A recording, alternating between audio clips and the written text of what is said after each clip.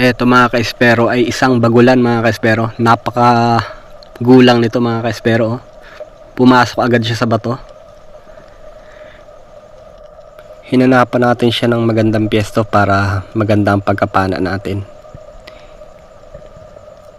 At yun, sa pool.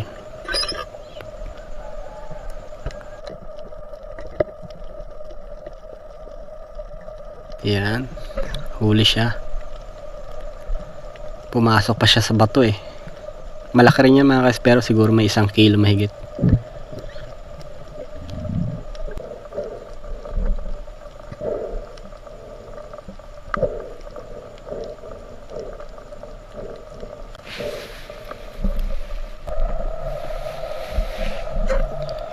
Ito mga ka-espero ay isang bagulan uli mga ka-espero. Yan o. Nagsilabasan sila